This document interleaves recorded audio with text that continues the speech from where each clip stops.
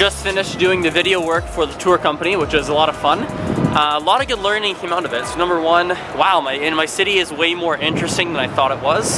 So that was pretty cool. And I also realized, you know, I don't know 100% anymore how interested I would be in doing tours. I mentioned a couple times thinking about actually doing some tour guiding, but I'm not sure if that's something I'm going to explore too much further. I mean, I think I was more attracted by the fact that I could do language tours, and I was more interested by the language side. And I realized that when it comes to tours, it's not all language stuff, right? It's, yes, you could do language stuff, but there's a lot of history and things like that involved, and history is not a huge passion of mine. So, you know, it's funny, I might do, there you go. What I might do is I might do language tours anyway on my own. However, it would be more of a language focus. It'd be more for people who are learning the language, who want an opportunity to practice and do an activity in that language, and less about the history, less about that. So yes, I might know some of the history. Yes, I can educate. Yes, I can do that. But if I am AZREN the tour guide or whatever, I feel like I need to be super knowledgeable. If I'm AZREN the language guy who, offers some tours and does that, well, I don't need to be the foremost expert in history. I just need to be dangerous. I just need to be acceptable. I need to be okay at it. And I feel way more comfortable with that pathway than the pathway of going, AZREN is now a tour guide, done. You know what I mean? So that's kind of where my head's at. Who knows though, things change, right?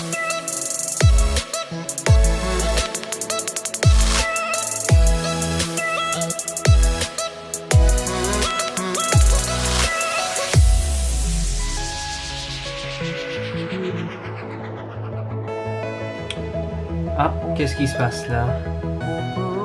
Allô, ouais, moi je t'entends, est-ce que toi tu m'entends? Ah mince. Ah mince, ça marche pas. Je peux t'entendre?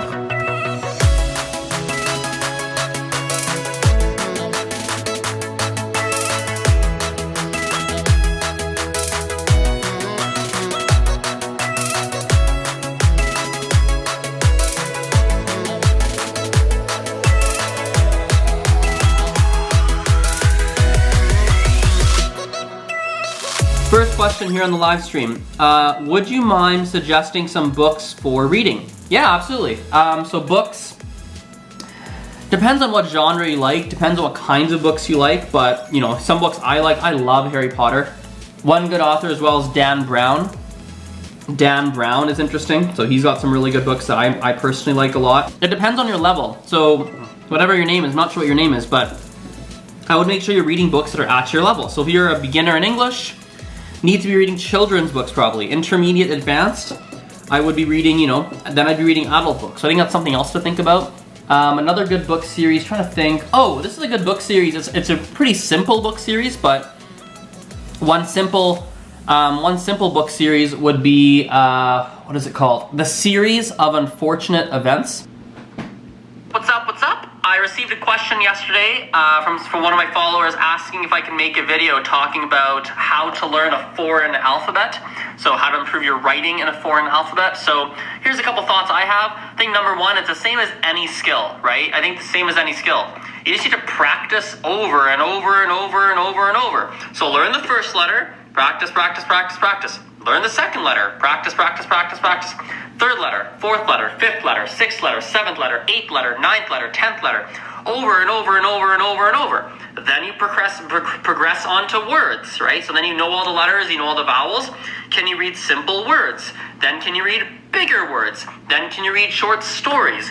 Once you can read short stories, can you read longer stories? Can you read websites? Can you read books? Can you read essays, etc., etc., etc.? So it just starts from learning your first letter, right? And just memorizing that and learning how to write it. Simple as that, guys. Simple as that.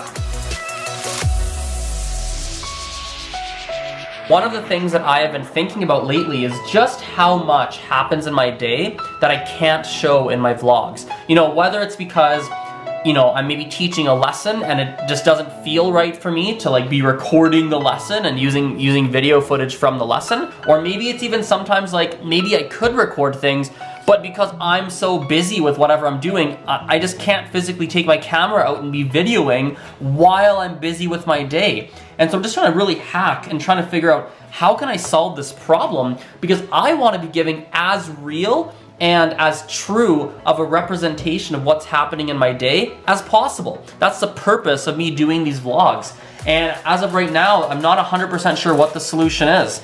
One potential solution I've thought of is having someone follow me around with a camera, right? Having them video me throughout the whole day on the days that I'm choosing to vlog. I've thought about that, or I don't know guys, right? I don't know, maybe it's just one thing I've been doing to hack it a little bit is I've decided to start using Snapchat a little bit more. And I'll Snapchat things throughout the day and add it to my story, because I could paint a little bit more of a clear picture of what's going on than with vlogs, right? So that's something I've been hacking it with, but I want it to be on Facebook, I want it to be on Instagram, I want it to be on YouTube, and so it's not the best hack. I'm trying to figure out how to solve this, right? It's yeah, something on my mind recently. Hey, how's it going? Good. So I'm just sitting in the back, kind of close to the window. We've got a table there, so I'm not sure where you are, but if you're by the front door, basically it's kind of on the right-hand side. So I see you there. There you are. I see you. Yeah. So yeah, had a pretty good day. It's just before 8 p.m. right now. My final person of the day actually rescheduled, so get to go home a little bit earlier than expected. I had a random meeting today around 2:30. Remember, I think I mentioned it in the vlog, maybe not, but I had a super random meeting at 2:30, which I thought would be about an hour long, but actually ended up being really short. It's quite interesting. I was a little bit rude in the meeting, probably slightly rude, but let's just say very direct. I was very direct in the meeting, okay? This guy, it's a guy I met a while ago. He said he wanted to sit down with me and have a chat about some different business opportunities, is what he said. And he made it, my understanding of it, I don't know if he made it sound that way or not, but my understanding of it was that he thought that since I spoke languages, I'd be able to help him with some projects he was working on. And so I thought, that could be pretty cool, right? That could be interesting. So I sat down with him, and that was not at all what it was. It was more like some form of like network marketing, MLM, if you guys know what that is. It's a type of business I'm just not a fan of. I don't like being pitched it. 99 or 90% plus of the people that I've known in those kinds of positions, or those kinds of businesses are a little bit, you know, let's just say not people I tend to get along with generally. I just don't like where their mindset is at in a lot of ways, so, and where they're coming from. So anyway, that meeting was, long story short, that meeting was very, very quick and brief. I cut it short really fast. I was like, no, I'm not interested. I don't want to talk about this, you know, done. So that opened up some more space for me to get a bunch of stuff done, which was good. And yeah, so overall, it's going to be less of a long day than I thought. I'm going to go home, study some Gujarati, study some Chinese, got a little bit of admin / paperwork to do, and that'll be the end of the day. Probably watch a bit of TV, and yeah. So anyway, thanks for watching. I will see you guys later. Bye for now.